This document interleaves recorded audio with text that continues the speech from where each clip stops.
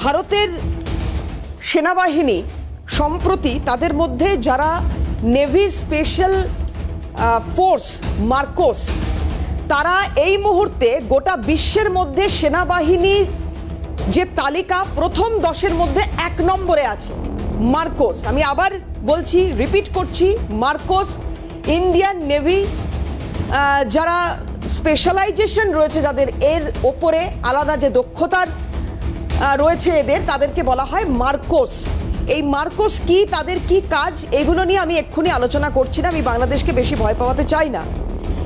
কিন্তু আমি বলে রাখি, 1 নম্বরে মার্কোস, 3 নম্বরে প্যারাসেফ ভারত। মানে আমি 10-এর তালিকায় বলছি ভারতীয় সেনাবাহিনীর কোন কোন দক্ষতাপূর্ণ সেনা বা স্পেশালাইজেশন করা এই সমস্ত ক্ষেত্রগুলোতে কোন কোন সেনাবাহিনী তারা রয়েছে। প্রথম 10-এর মধ্যে 1 নম্বরে রয়েছে মার্কোস, 3 নম্বরে রয়েছে প্যারাসেফ এবং 7 নম্বরে রয়েছে গরুড়।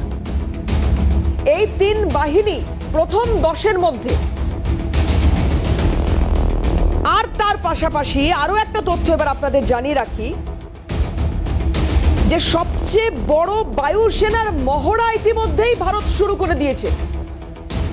ভারতের পূর্ব ভাগ এবং ভারতের পশ্চিম ভাগ, এই 2 জায়গাতেই কিন্তু এই মহড়া ইতিমধ্যেই শুরু হয়ে গিয়েছে।